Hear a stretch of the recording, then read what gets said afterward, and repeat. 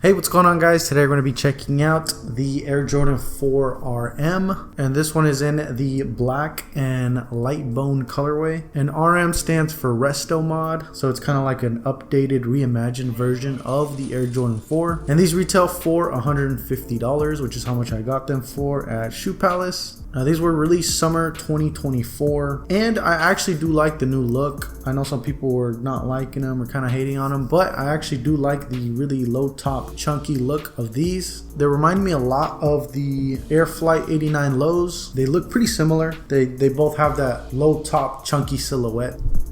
So let's take a closer look at these.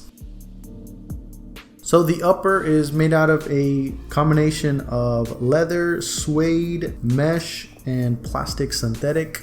Starting at the tongue, we have this huge Air Jordan Flight logo on a suede patch on the mesh tongue, which is pretty well padded. And then below that, instead of having the big lace holders that the Air Jordan 4s have, we get something that's a little bit reminiscent of it on the synthetic lace holders. It's a nice little callback to it. We have, of course, this huge suede bumper that goes throughout the entirety of the shoe. It does look like the bumper's thicker than the regular Air Jordan 4, at least from the photos that I've seen, but I could be wrong. And then, of course, on the sides we do have some mesh panels on the upper part, and then also we have the synthetic plastic lace holder that actually wraps around the entirety of the shoe, and it also does have a bit of a grid pattern to it, so that's kind of an interesting detail. Like I said, it wraps around the entirety of the shoe. So moving on to the back, we have the huge Nike Air logo with a nice little pop-up tab, and then of course you can see more of that grid pattern on the logo as well. And then we also get a nice little Jumpman on the side, so that's kind of a neat little detail. Not too much to say about the bottom of the shoe because obviously it shares the same tooling and tread pattern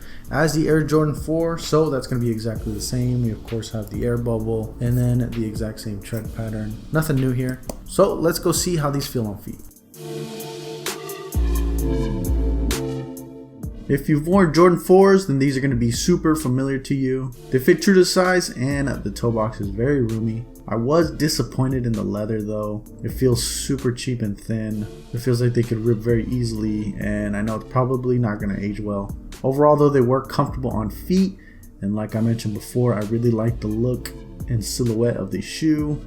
I think the synthetic plastic lace holder is really well done and well integrated into the shoe's design, while also being a callback to the original Jordan 4. Overall, I think it's a good design, but I'm a sucker for chunky low top sneakers, so I'm definitely biased in that aspect. So that's going to be it, guys. Like I said, I really like the chunky low top silhouette of the 4RM. But let me know, what do you guys think? Do you guys like the shoe? Do you think it's deserving of the Air Jordan 4 moniker? Or do you guys think it should have just been its own separate model? Let me know down in the comments, guys. Like, comment, subscribe, and I'll see you guys in the next one.